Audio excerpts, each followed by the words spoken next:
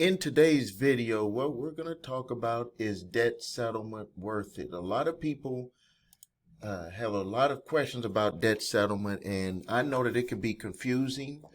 A lot of people wonder if it'll work. I can tell you the reasons why a lot of people go into debt settlement with any company is because of the promise of cutting the expenses on the minimum payment. So if you're paying $5,000 a month on minimum payments, I know that's a high amount, but I'm just going to make it extreme. Let's just say that with all of your credit card payments, you're paying $5,000 a month. The advertisements that you hear out there, they'll say, well, just pay half of that per month. So people are automatically looking at the instant savings, and then that money is supposed to be stacked up to be able to do settlements. What they don't tell you is that no one can guarantee the amount that someone is that any creditor or debt collector will settle the debt for. No one can make that promise. Also, they still have the right to sue you. And a lot of companies don't have departments that'll help people who get sued by debt collectors. And then another thing is that they add 25% premium on top of each debt that is settled. I've seen where like a recent client that switched over to our company settled a debt for I think the original amount was, I believe, was $17,000. Ended up settling the debt for half, but he had to pay another $4,000 for the settlement amount. That's a lot for that. I mean, that's a lot, because that extra $4,000 could be going towards paying off other debts. Not to say that companies don't deserve to be paid, but I think that understanding what you're signing up for help you make the right decision on what company you want to work with. Also, something else that I want you to pay attention to, and that's why I'm right here on my website, is because if this is done right with debt settlement companies, I don't know the way that they do it. I could just tell you the way that we do it. Is that some debts we found, when you question the original creditor the right way, get them on the phone, and you ask the right questions, some of these debts have been written off in a 1099-C. And you have to be very careful and be like, you got to hear their words that they use. Now, when let's just say a debt collector calls you, or you are trying to settle a debt, and they use the word time barred, or they use the words, we cannot sue you for this debt. That is like a key word to make sure that that debt is not past either the legal statute of limitations to collect. That means that you have no legal obligation to pay that debt, or they have filed a 1099-C. We have found that with clients. So now what I'm going to do is I'm going to show you a client that was in our debt settlement program, and this is what actually happened. Look at this. Chase was going after him for this debt, $36,248.30. After doing our documentation request directly to Chase, while he was in his process for, number one, he was in our credit repair program, but also he was in a program to get relief from the debt that he had owed, the credit card debt and other debts. During that process, from us sending out the request to the company. Now, a lot of people might be saying, well, is it a debt validation or what, stuff like that? No. We are asking the company specifically what are their plans on what they're going to do with this debt. Some of the companies sue, some of the companies sell off the debt. In the process of doing that questionnaire to Chase, letting them know the hardship of our client, they decided to forgive and cancel out this debt 100%, $36,248.30. So now that is something that if you're with a debt settlement company right now and they're not doing this type of due diligence, because you should not have to pay any fee if the amount is settled for nothing. Now, there might be a fee that you're going to pay for the work that's done, but not a settlement fee because there's no payment on this. So if you're working with a debt settlement company, you better make sure that they know about this or that they're telling you about this, because you could potentially be paying a debt that was canceled and you're paying an exorbitant fee that you should not be paying. So now let's move over. I want to show you what a debt settlement plan would look like. Okay, so this is a real client's debt settlement plan. I'm not going to expose the individual's name, but hopefully they're watching the video so they know that I'm really putting, our company is putting a lot of attention on getting the job done for them. So when you get into a debt settlement program, they're going to line up your debts and you're going to need to know the overall amount. Let me minimize myself here. You're going to need to know who is the creditor, or if it is with the debt collector, you need to know the debt amount. And then what we do with our company is we do these assumptions at a 20, 40, and 60%, just so the client can have some sort of idea on what they can expect. Now, so before I get to the hard part with this, because this is the easy part, you seeing the numbers, all of this is the easy part. But I'm going to talk about the hard part, and that's why you need to make sure you select the right company to do the work for you. So at 20%, this client would save $81,228. At 40%, $60,921. At 60%, $40,614 off of the original amounts. Now, you know that would be, client would be very happy. Anyone would take that deal, especially if the fee to take care of this is at a reasonable rate and the job gets done. Now, let's talk about the hard part. Hard part is you have to contact each of these creditors, and if you're doing it yourself, you have to, get with one of the representatives, and they're going to want to know why you're not paying them. They're going to go back and forth on saying, hey, you could just pay us all that we owe, even if you do payments, get set up now. But obviously, if you're in a debt settlement program, you want to pay less than what you owe. You could have continued doing that without being in a debt settlement program. So that's why you have to understand that, number one, from the beginning, that all of these companies think that you're lying. No matter what, they think that everything that you say is a lie coming out of your mouth and that you just did not want to pay them. So you have to get them to first understand that you had a hardship. They're always going to want to know why. Why you didn't pay us? Why you can't pay us now? Why is it not going to get better in the future? Why? That's going to be their thought process. So you have to be prepared to understand why they're asking you the same damn questions over and over and over again, because they're trying to see what your situation is. The other thing that they're going to do, regardless if you use a debt settlement company or not, is that they're going to look at your credit reports and they're going to want to see who you're paying and who you're not paying. They're going to be, because that's going to be another why. They're going to be like, why are you paying us and you're not paying them? The things that if you're in a complete explosion with your debt settlement program that you're in, where all of your stuff exploded, they're mainly going to be looking at that you're either paying your mortgage and your rent, or your rent and your car payments, and maybe some your electric and cell phone and stuff like that. Like anything that looks like you're just having a party out there, they're going to go crazy. Next thing that they're going to do is they're going to go and look up on social media to see if you're out there popping bottles, got your Mercedes or your Rolls Royce, displaying, or, looking like you're having a very good time. You're not really struggling. Your hardship that you explain to them is not matching your social media. And yes, they do that. You think that they don't. They're in the business of making as much money as possible, especially if you're dealing with a debt collection company.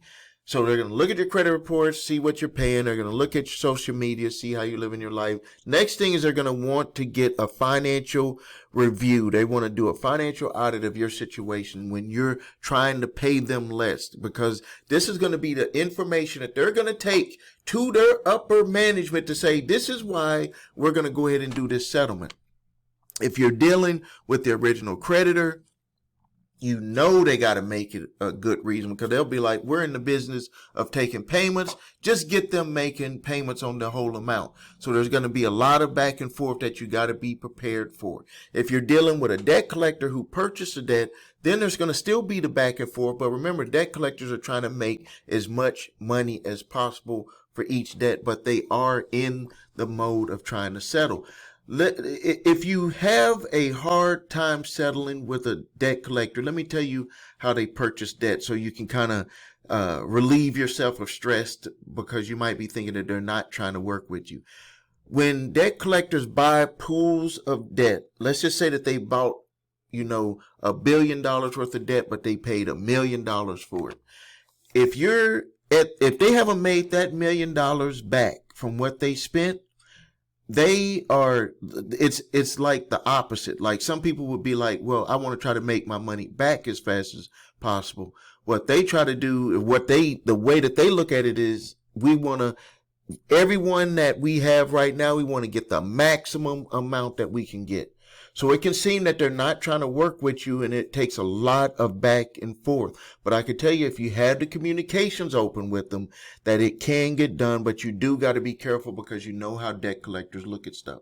But if you're on the back side of where they've made their $1 million back, and now it's just putting, icing on the cake, making money off of the money that they invested, that side of the settlement, pool seems to be able to get a lot better arrangements, because they're not so much on making their money back. Just like with any business, when you put the money out, the first thing they want to do is they want to make their money back. Then they want to make that return on their investment. So once you have all of that laid out, and you need to put this on paper, you need to have a game plan like what we give our clients here. Have your game plan, know what to expect. If you don't, if you're doing this yourself, you have to be very careful, because if you don't want to answer a question when they ask you, that they're going to think that something is wrong on why you don't want to answer it. Like, they might say, well, how much do you earn weekly from your job? And you say something like, well, I got to get back to you. To them, that's not going to be a good answer. So one of the huge benefits of having someone speak it for you is they could say, well, in my notes, we must have skipped over that, and I'll get back with you, and then you can get back with them. And also, when you're speaking to them, you got to have a plan of action. It's like, you have to know potentially what they're going to ask you. They're going to ask you any and everything to try to get to why you didn't pay, and then they're going to ask you the same questions in different ways to try to find out why you didn't pay. And then it could take a little bit of time. I've seen it take as long as 2 weeks, 3 weeks to a month before a decision is made, because they know once they make that decision, there's no going back. And they might be trying to do some research. I've seen where if an individual has assets, they might try to look and see what assets they have, because remember, debt collectors are in the business of making money. They're not in the business of just turning money. And when I say turning money, that means if they bought it for $1,000, bought your debt for a couple of dollars, that they're not trying to make a couple of dollars on it. They want to make as much as they can off of that. But some of the things that you need to watch out for is if they ever ask for a debtor's examination, you need to be truthful on there, because they could also utilize that debtor's examination if they decide to take you to court and sue you, and then ask for another sworn debtor's examination. And some of the times they have you come in and do a debtor's examination. They'll have you swear. They'll have a court commissioner or someone there that you'll swear, and you're actually attesting to your financial situation. So you got to be careful. Other things that you got to watch out for is if you have assets, you cannot shift if they take you to court. Well, put it this way. Anything that you try to shift out of your name, there's a 6-month window. And if you do that, they can do what's called a clawback. So anything that's shifted out of your name, they'll look at it, look at any court records, or look at any records at your courthouse where you transfer deeds or stuff like that, or ownership. ownership of a vehicle that you had paid off, anything, they can claw that back. That's not the route that you want to go. That'll just get you into more trouble. I know it sounds attractive. I know other people talk about doing that stuff, but if you're within that 6-month window, they're going to claw stuff back, and you better believe that they have things that will trace it. There's a product that they have with TransUnion. It's a skip tracing product. They will be able to see anything that you transferred out of your name. They will be able to see what your job. They will be able to see bank accounts, a lot of stuff. Not to say that you can't skip around and play the little games, but at some point you're going to have to work this stuff out. And I hear a lot of times some people say, "Oh, I'll just run. The debt just went bad. I just got." Statute limitations is 6 more years in my state, or it's three more years I got to wait in my state. Yeah, you could do that. If they don't sue you, if they sue you, you're going to be signed up for 20 years. If you don't beat the case, you're going to be signed up for a judgment for 20 years when you could have resolved that and probably got out of that whole deal a lot less by understanding what you got to do to work with these companies, because we can't buy our time back. That's the big thing. And I know a lot of people get stuck on, well, it might take me 3 years to get out of this mess because I don't have the money to do lump sum payments with all of them at the same time. Well, then you're going to do 3 years. So what? 3 years are going to pass anyways. If you don't do nothing right now, I bet in 3 years you would be looking to start doing something, because you're just going to let 3 years of your life waste away. I can tell you one of the things that a lot of clients say, especially now the ones that come to us, is they say that they're tired of waiting to get started on working on their credit or getting out of debt, because they understand that you can't get that time back. You can't, if you decide to work on your credit next year, you got this big 2025, what do you call it? A New Year's resolution, 2025. I'm going to fix my credit. I'm going to increase my score. I'm going to get out of debt. If you had that resolution, why wait till January when you can start right now? Because if you start right now, that's a little over 2 months ahead of time. Like, you start in January, you can't go back and get November and December back. And you might be saying, well, I'm too busy. Well, you're always going to be too busy. No matter what you're trying to do, you're always going to be too busy. That's why what you can do, if you know that you're too busy, you need to get with someone who can do the work, and you need to let them do their job, and you continue doing your job, managing your house, managing your household, and changing your mindset and your habits about the way that you manage your debt and you manage your credit. That's your job if you get someone to do it.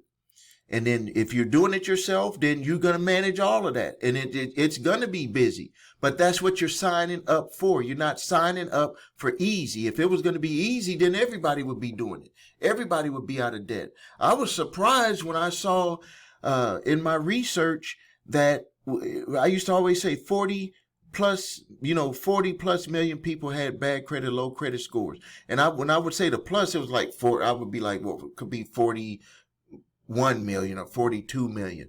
It said when I went and did my research and checked it, it said 80 million plus people now. 80 million, double since I had made that video a number of years ago. The number has doubled. That means that the education that people are getting about handling their debt, handling their credit, does not exist. Does not exist. That's why with everyone who signs up with my program, with my credit repair program, I give this book here. This book here has the information inside of it. It tells you everything you need to know about how the credit system works, because we are not told how the credit system works. And when you don't know how the credit system works, guess what? You get taken advantage of. All of us get taken advantage of. I admit I didn't even know how it worked. It took me 5 years, from 1994 to 1999, to get myself in order. And when I started having that mindset shift, a lot of stuff started changing. When I can tell you this, I had the mindset shift first, and then stuff started materializing with getting making settlements and getting my credit repaired. Because I'll even admit, when I was going through it, because you don't know what it looks like, you don't know what it feels like to have good credit and to be able to manage it. So even when you say it, I want to have good credit, I want to lower my debt and get out of debt. Do you even know how? Like, be honest with yourself. Do you even know how? And when you don't know how, guess what you link back to? You link back to the bad habits. And then when someone is trying to help you get to somewhere, it doesn't look and feel right because you never experienced it before. You don't even know what it looks like. You don't even know. I'll use an analogy. When I was a kid, this is a true story. When I was a kid, my best friend's stepfather was in the plumbing business. And he was like, Steve, I'm going to pay you and David and Scott and Jimmy. I'm going to pay y'all some money. That was my little gang that we were with. And we was like, going to take us to the job site. And he was like, but I knew he was a plumber. But he was like, when we got there, he was like, you got to dig these trenches. And I'm like, wait, we're a plumb. I thought we were doing plumbing work. I thought I'm about to put pipes and help screw them in and all. He was like, no, you got to put they call it roughage. You got to put the places in the ground where the pipes are going to run. And so I was like, oh, okay. It didn't even cross my mind. And that's how it is even with credit and getting out of debt. When you don't know something, all you do is link back to the things that you do know how to do that are similar. Like, I had seen pipes and I'm like, that's what was in my mind. But when I got there and there was no pipes and it was just dirt and he was like, you got to dig these trenches in there. I was like, oh, what the hell? What the hell is this? This isn't plumbing, but it is plumbing. That's how all plumbing starts. And so even with credit repair and with getting out of debt, the number one thing that you got to do, you got to write this stuff down so you know where you're at. You got to look at your credit report so you know what you're facing. That's like doing the roughage. And sometimes that's the hardest part because people don't want to know how much debt they're facing. They don't want to know all of the bad stuff that they've done. They don't even want to know about it. But you have to do that. And then once you do it, then you get yourself educated on what you have to do to get that stuff corrected. Either you do it or you hire someone to do it. And if you hire someone to do it, all you have to do, let me tell you how you make a good decision or let me tell you a way that I utilize to make a decision on working with someone on something is that I just look at what they've done. Like, and you might be saying, well, I look at the testimonials and stuff. I really don't get into that. What I do is I want to see demonstration of how they're going to do it because I know that my situation is always going to be a little bit different than the other person's. My attitude is going to be always different than the other person. So I don't want to base myself. I'm an individual. So I'm an individual. I'm coming to you. Show me what you would do for me. And then we're off to the races. And as long as you keep doing that work, I'm good to go because you never know what someone else is going through. So now, if you need help with your credit, please visit us at thecreditrepairshop.com. Watch video What Makes Us Different because that's where I'm going to demonstrate to you our process for repairing credit. The next thing is if you need your credit reports and scores, even if you do not decide to want to work with us, you do need to know that. If you don't know that, then you're really putting yourself in a bad situation and you need to get everything. I know that there's these free companies out there giving you credit stuff and all they're trying to do is get you to buy other stuff. No, we don't do that. We give you all the credit reports, informations, TransUnion, Equifax, Experian. All of the information is on there and the furnishers. I just did with this client that I just showed you right there. We had to send information to each one of those furnisher addresses. You might be saying, well, if I haven't dealt with anyone in all of these are charged off accounts, how am I going to get those furnisher information?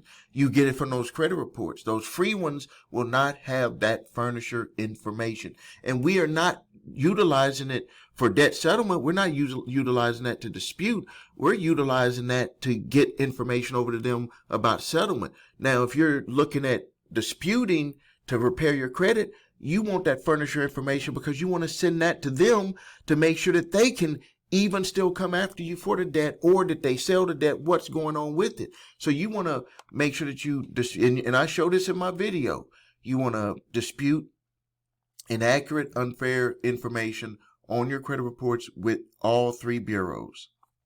Next, you want to dispute with the furnishers, and you will start to see results coming in a lot quicker that way because you're hitting them from both ends. Now, next thing, if you have debt collectors coming after you, because a lot of this stuff can be avoided if you deal with these debt collectors at the beginning. Even if it's an original creditor, you could still use a letter that I'm going to give to you, and it could potentially open up the communications to be able to do some type of settlement or some sort of arrangement. Grab my 3-pack of letters: statute of limitations letter, debt validation letter, and cease and desist collection activities letter. Use the one that's appropriate for your specific situation. New visitor. I do ask for a donation on those. If you have it within you, you can give a donation on that. It helps me monetize my time here on YouTube for making these videos for you. I want to say thank you for your time. Please like this video, subscribe to the channel. This is Stephen A. Williams, president and founder of the CreditRepairShop.com.